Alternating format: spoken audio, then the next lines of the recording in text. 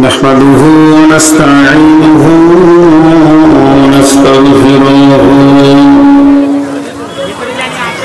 ونعوذ بالله من شرور أنفسنا ونعوذ بالله من شرور أنفسنا ومن سيئات أعمالنا من يهده الله فلا مضل له ومن يضلله فلا هادي له وأشهد أن لا إله إلا الله وحده لا شريك له وأشهد أن محمدا عبده ورسوله الذي أرسله بالحق بشيرا ونذيرا وداعيا إلى الله بإذنه وسراجا منيرا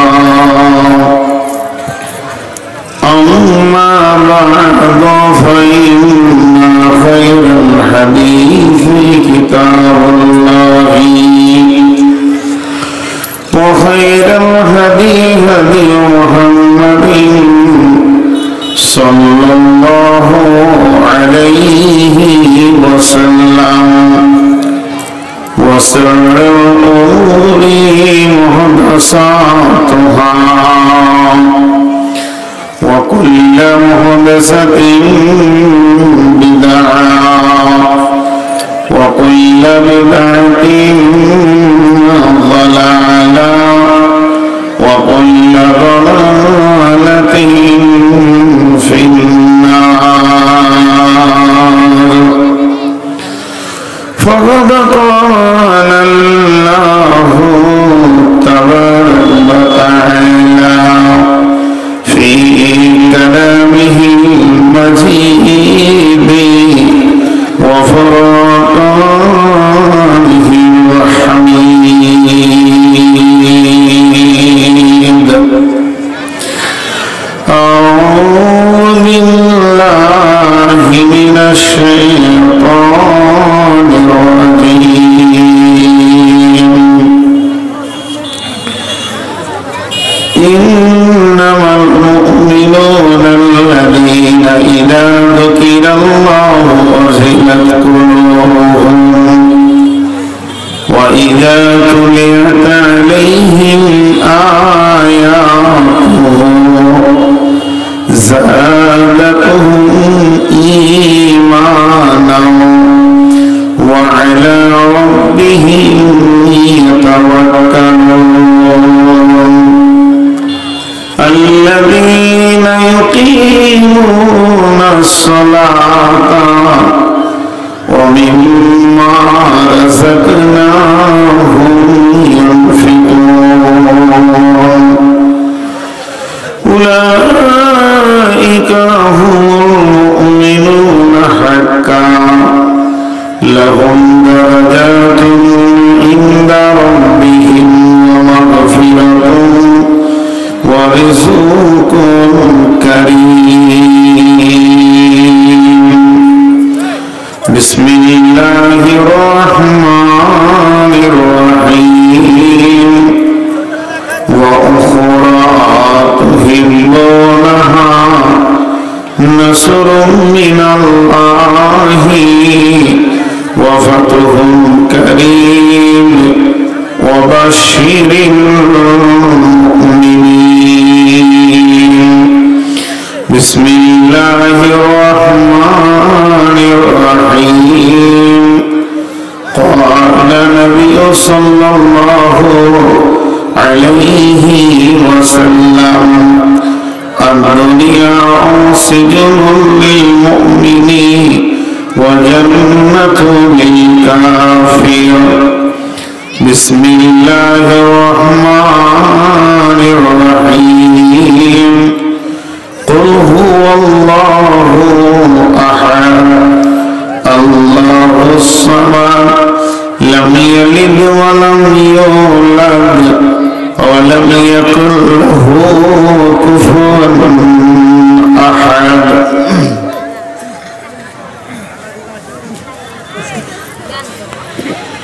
আল্লাহর বাণী মাথায় লয়ে বলছি শোনো মুসলমান,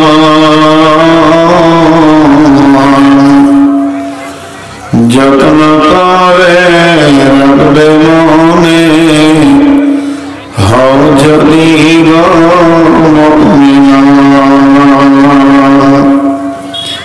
আল্লাহর বাণী মাথায় লয়ে বলছি শোনো মুসলমান, যত্ন করে রাখবে মনে হও যদি গো মুমিন। বিদায় কালে গেছেন বলে আমাদের শেষ নবী, সঙ্গে সাথী কেউ হবে না, হইবে তোমার আমেলন। যত্ন করে রাখবে মনে হও যদি গো মুমিন। আল্লাহর বাণী মাথায় লয়ে বলছি শোনো মুসলমান, যত্ন করে রাখবে মনে হও যদি গো মুমিন।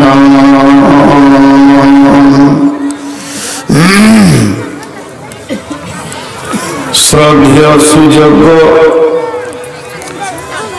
আজকের সভার সভাপতি, উপস্থিত সামনে আমার দিনদার ইমানদার মুমিন ভাই সকল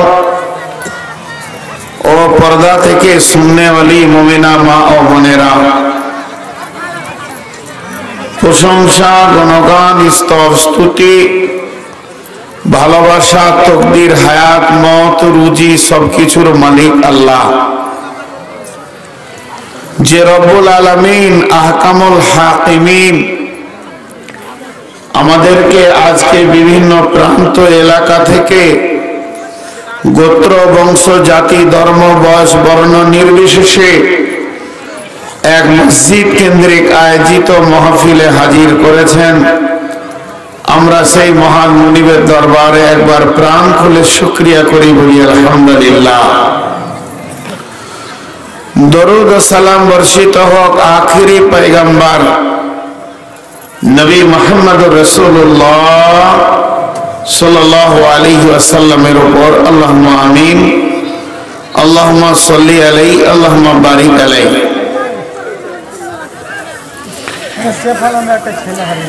মুহতারাম মুআজ্জাজ,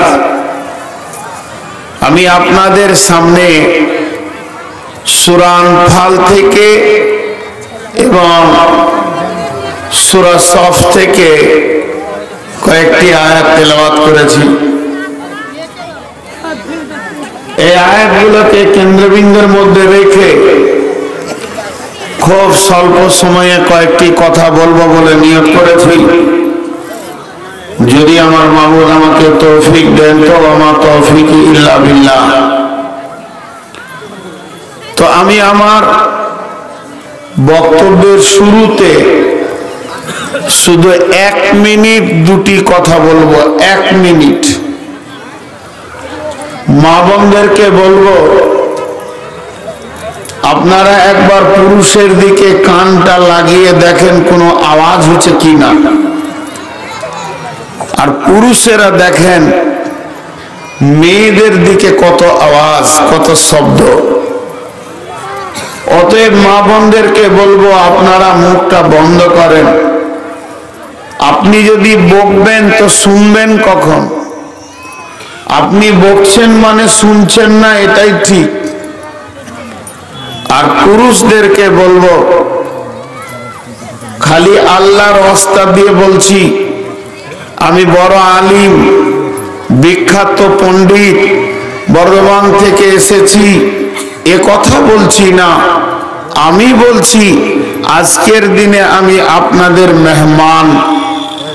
আপনারা যতগুলি মেহমানকে ডেকেছেন তার ভিতরে আমিও একটা। তো মেহমানের আবদার করার অনেক হক আছে, আর আপনি মেহমানের আবদার মিটাবেন, এটা আপনার দায়িত্ব আছে।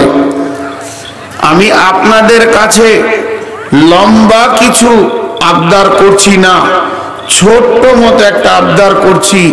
যে আবদারটা করছি এটা কোনো বনের প্রাণীর কাছে করছি না, যাদের জ্ঞান গরিমা নাই, গরু ছাগলের কাছে নয়, মানুষের কাছে করছি।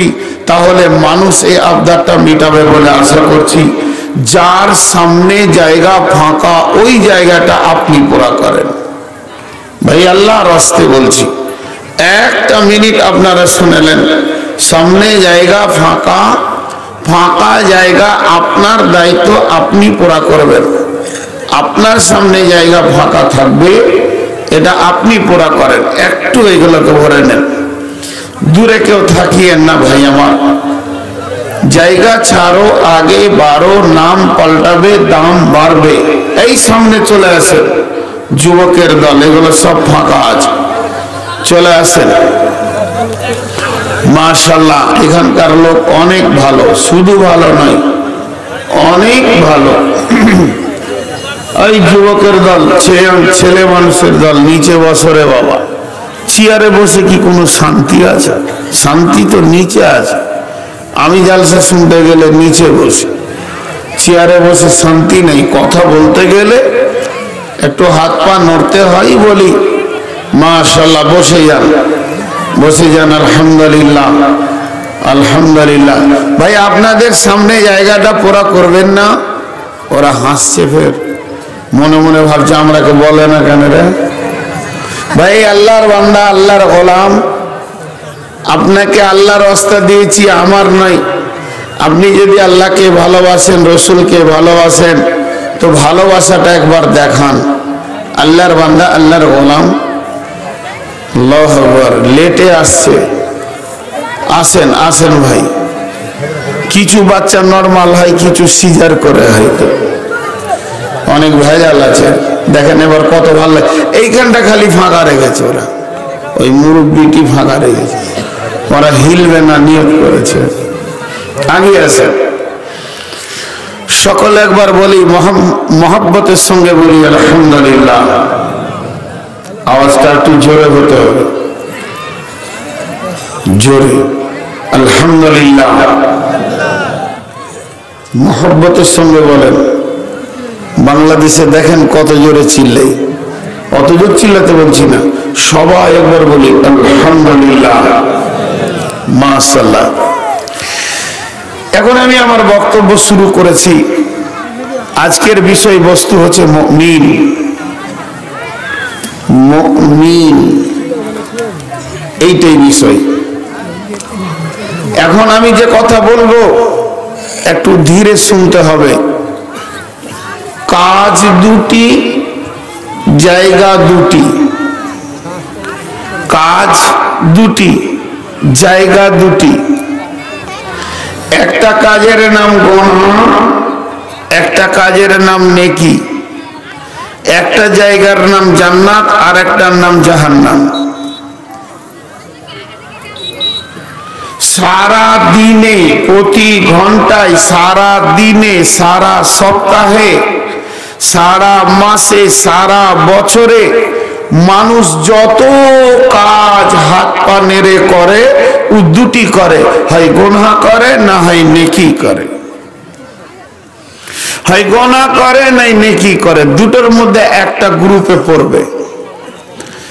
এখন যদি আপনাদেরকে আমি সওয়াল করি কিংবা যদি বোর্ডে লিখে দিই যে জান্নাত যাবে কে, তো আপনি ওর উত্তরে লিখবেন নেকি করেছে যে। জাহান্নাম যাবে কে, গুনাহ করেছে যে। কথাগুলো বোঝার চেষ্টা করেন। শুরুয়াত কথাগুলো বুঝলে আয়াতগুলোকে নিতে আর লোড হবে না। যদি আপনাদেরকে আবার এই রকম প্রশ্ন করি নেকি করেছে যে, আপনি উল্টো পাল্টা উত্তরে বলবেন জান্নাত যাবে সে। গুনাহ করেছে যে, জাহান্নাম যাবে সে। এই জায়গাটা একটা মূর্খ বুঝবে, আলিম বুঝবে, শিক্ষিত বুঝবে, অশিক্ষিত বুঝবে। এই জায়গাটা বোঝানোর জন্য বেশি সময় লাগানোর দরকার নেই। একটা হলো নেকি আর একটা হলো গুনাহ। এখন তো আপনার আমার মনে ভয় হলো, ওরে সুবহানাল্লাহ, গুনাহ করলে জাহান্নাম? বলে হ্যাঁ। বলে তাহলে গুনাহ করা করবো না, ছেড়ে দিলাম। নেকি করলে জান্নাত? হ্যাঁ। তো আজ থেকে নেকিতে নেমে গেলাম, আর গুনাহ করব না, এবার নেকিতে নেমে গেলাম। এর জন্য একজন বড় ইসলামী চিন্তাবিদ, যাদের মাথাগুলো খুব মূল্য আছে, এইরকম বড় মুফাসসির বলছেন যে মক্কা থেকে মদিনা চলে যাওয়াটা হলো হিজরত। এই হিজরতটা হলো ছোট হিজরত, এর থেকে বড় হিজরত আছে। বলে সেটা কি? বলে তুমি গুনার দেশ থেকে বের হয়ে নেকির দেশে গিয়ে ঘর বাঁধো, এটা হলো বড় হিজরত। গুনাহ আছে, গুনার জগতে, গুনার টোলাতে, গুনার পাড়াতে, গুনার দেশে তুমি নিজেকে ডুবিয়ে রেখেছো পায়খানার চেম্বারে। ওইখান থেকে উঠে তুমি ভালো পবিত্র পানিতে চলে যাও, নেকির দেশে চলে যাও, আর গুনাহ করব না, এই নিয়ত করে নাও, তো এটা হলো বড় হিজরত। তাহলে আজ থেকে নেকি করব, একটা কাগজ দেন আর কলম দেন, আর 20টা মৌলানাকে বসিয়ে দেন যে যতটি নেকির কাজ আছে তোমরা লিস্ট বানিয়ে দাও, আর যতটি গুনার কাজ আছে তোমাদের 20 জন আলেমকে এনেছি, খালি লিস্ট করে দাও, পার্চি করে দাও। ওইটা আমি ঘরে টেঙে রাখবো, ওইটা দেখবো আর কাজ করব। ভাই সম্ভব? আপনাদের কাছ থেকে শুনতে চাইছি, সম্ভব?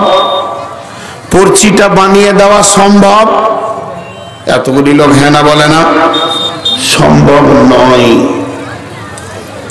লিখবে 1000টা গোনা, দেখা যাবে একটা বাদ গেছে ছোট মতো। লিখবে 1000 2000 নেকি কাজগুলো করগা, দেখা যাবে 2টা বাদ চলে গেছে।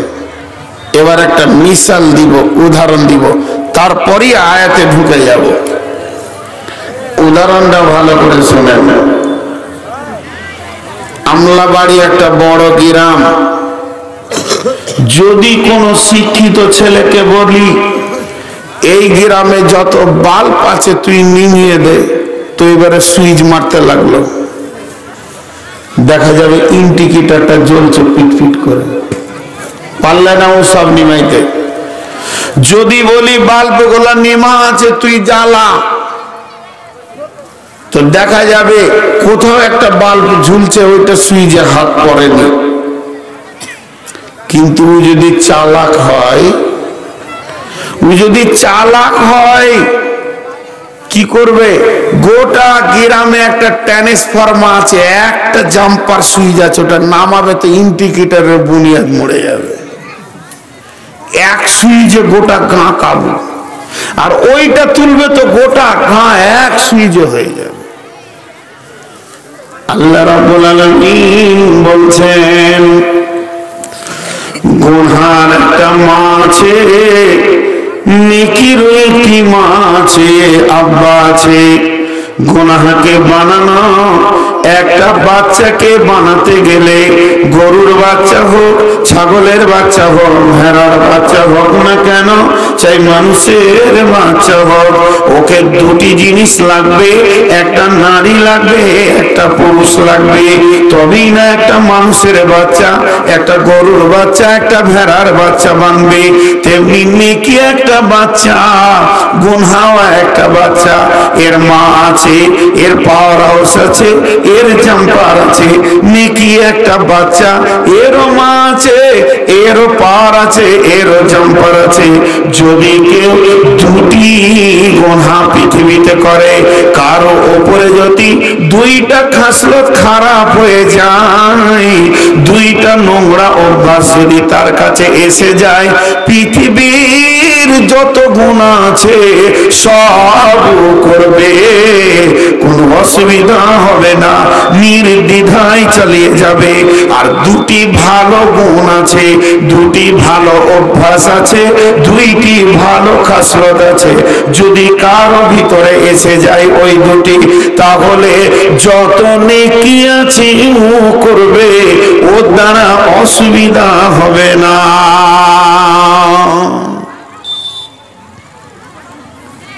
আমি তখন অনেক ছেলে মানুষ,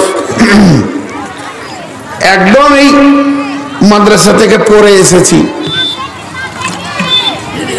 তো ছোট্ট একটা ব্যাগ নিয়ে পাশের গায়ে জালসা করতে গেছি। আমার গ্রামের পাশেই বাসের দুটা স্টপেজ, তো তাড়াহুড়ো করে হাঁটছি। তো এক পীর সাহেব, আমাদের এলাকায় অনেক পীর আছে, এক পীর সাহেব বলছে, এই শোন শোন শোন, ও মুরব্বি তো, আর আমি বাচ্চা ছেলে, এই শোন এদিকে, তো কার বেটা রে? বলো অমুকের বেটা, আমার বাবার নাম ইরফান। ও তোর বাপকে চিনি, ও পাশের গায়ের মাল, আর গলাতে হার সে মালা ফালা নিয়ে বসে আছে। আমাকে বলছে, এই তোকে দুটা প্রশ্ন করবো, তুই বলে মৌলবি হয়েছিস নাকি, উত্তর দে তো। কোন বিপদে পড়লাম রে? বলছে আদমের বাপের নাম কি? আদম আলাইহিস সালামের বাপের নাম কি? প্রথম প্রশ্ন। আর দ্বিতীয় প্রশ্ন হলো পৃথিবীর প্রথম গুনাহ কি, পৃথিবীর প্রথম নেকি কি? আমার সবই জানা আছে। ও যতই পীর হোক সালা মূর্খ মাল আছে, গাঁজা খায়, ওর কি জানা আছে? হ্যাঁ বললাম আদমের বাপের নাম আবু আদম। ওর কিছু বুঝতেই পারলো না, চুপ থেকে গেল, ওর রস মরে গেছে। বলছি তাহলে মনে হয় জানে, আদমের বাপের নাম আবু আদম। এবার পৃথিবীর প্রথম নেকি কি, গুনাহ কি? যতদিন আদম জন্ম নেয়নি ততদিন নেকি গুনাহ হয়নি, ইবলিস আসেনি। তাহলে এই ইনসানের জন্য জিনেদের জগৎ ছিল, তাদের নেকি ছিল, গুনাহ ছিল, সেটা হিসাবে যাব না। এই আদম সন্তানের জন্য পৃথিবীর প্রথম নেকি হলো সাজদা, আর পৃথিবীর প্রথম গুনাহ হলো অহংকার। একই আয়াতে আছে, আমার আল্লাহ বলছেন, ওয়াইদ কুলনা লিল মালাইকাতি ইসজুদু লিআদামা ফাসাজাদু ইল্লা ইবলিস। টাকরাও শুরু হয়ে গেল, শয়তানের সঙ্গে আদমের প্রতিদ্বন্দ্বী এসে গেল। তাহলে একটা হলো নম্রতা, একটা হলো ভদ্রতা, আর একটা হলো উগ্রতা। তাই আমার আল্লাহ বলছেন, যার ভিতরে দুটি জিনিস এসে যাবে রে, যে মানুষটার ভিতরে দুইটা বদগুণ ঢুকে যাবে, একে যত গুনাহ আছে এর কাছে এসে বসে যাবে, এর কাছে গুনাহের পাওয়ার হাউস পাওয়া যাবে, এর কাছে বাসের যেমন ডিপো থাকে এরকম গুনার ডিপো পাওয়া যাবে। একে কোনো গুনাহ করতে দ্বিধা হবে না। ওই বদগন্ধটা কি? আমার আল্লাহ কোরআনে বলছেন, বিসমিল্লাহির রহমানির রহিম, ফাআম্মা মান তাগা ওয়া আসারাল হায়াতাদ দুনিয়া ফাইন্নাল জাহিমা হিয়াল মাওয়া। ফাআম্মা মান তাগা ওয়া আসারাল হায়াতাদ দুনিয়া ফাআম্মা মান তাগা, যার কাছে রিয়া, অহংকার, তাকাব্বুর এসে গেল, এই সমষ্টির নাম হচ্ছে তগা। নিফাকা, রিয়া, অহংকার, তাকাব্বুর, বিদ্রোহ, আল্লাহর বিরুদ্ধে আচরণ করা, এই জিনিসটা যার ভিতরে এসে যাবে তাকে এক কথায় বলা যাবে তগা। এই তগা যার ভিতরে ঢুকে গেছে, বিদ্রোহমূলক জিন্দেগি তৈরি হয়ে গেছে। ও আসারাল হায়াতাদ দুনিয়া, আর যে লোকটাই দুনিয়া জগৎকে প্রেম দিয়ে ভালোবেসে নিয়েছে, আখিরাত যার কাছে অন্ধ হয়ে গেছে। আমার আল্লাহ বলছেন ফাইনাল জাহিমা হিয়াল মাওয়া, তুমি জেনে নাও, তুমি বুঝে নাও, তুমি আকেল করে নাও, তোমার দিমাগে ভরে নাও, এই লোকটি জাহান্নামে নিজের জায়গা রেজিস্ট্রেশন করে নিয়ে ঠিকানা বানিয়ে নিয়েছে, ঘর বানিয়ে নিয়েছে। এর ঠিকানা, এর পাতা জাহান্নামে গেলেই লোকটাকে পাওয়া যাবে, ওকে জান্নাতে পাওয়া যাবে না। ও জাহান্নামের গাড়িতে চড়ে বসে আছে, জাহান্নামের গাড়িতে রিজার্ভেশন লাগিয়ে নিয়েছে, যার ভিতরে দুইখানা বদগুণ এসে গেছে, নিশ্চিত লোকটা জাহান্নামে যাচ্ছে।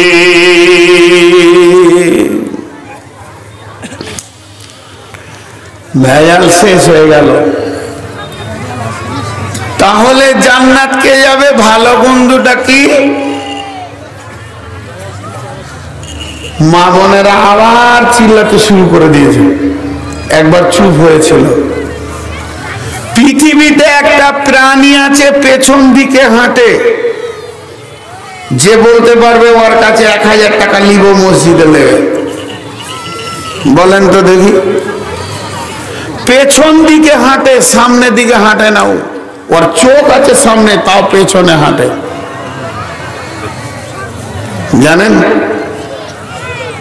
জি, ও সারা জীবনই পেছনে হাঁটবে। ওটা হলো চিংড়ি মাছ। চিংড়ি মাছ সামনে হাঁটে না, পেছন দিকে হাঁটে। কেন পেছনে হাঁটে? ওর মাথার মগজ যেখানে আছে, যতটুকু আছে, মগজের ওপরে ওর নাড়ি ভুঁড়ি চাপানো আছে। আল্লাহর এটা কারিশমা। ওর পেটে নাড়ি ভুঁড়ি নাই, ওর মাথার খুলি ছাড়াবেন তো নাড়ি ভুঁড়ি পাবেন। তোর মাথাতে নাড়ি ভুঁড়ি থাকার কারণে ওর মাথার মগজের ওপরে ওর পায়খানা, সামনে হাঁটবে। যার ব্রেনের ওপরে পায়খানা, ওর সামনে হাঁটার ক্ষমতা আছে। এই জন্য আফসোস করে একজন দার্শনিক বলেছেন, যে জাতি নারীকে মাথায় তুলে দিবে, ও জাতি আগে বাড়বে না, পেছন দিকে হাঁটবে। ও খালি চিল্লানো শোনার লাগে পাশে দিয়েছে, মনে হচ্ছে বিয়ে বাড়ি চলছে, কেন হলুদ মাখামাখি করছে, সব চোখা বন্ধ আছে ওদের, সমানে চলছে। বাদামও খেয়েছে, জিলিপিও খেয়েছে, গল্প করছে। ঘর জানাবে দুটো বায়নারা কি শোনাই? আপনাদের ড্রাইভারদেরকে লাইসেন্স দিয়ে দিই, গাড়ি ঠিক চলবে, জায়গাতে। তো আল্লাহ তাবারাক ওয়া তাআলা বলছেন, দুটি বদগুণের কারণে মানুষ জাহান্নাম চলে যাবে। সমস্ত গুনাহ এই দুটি বদগুণের কেবেলে লুকানো আছে। তাহলে ভালো গুণ কি?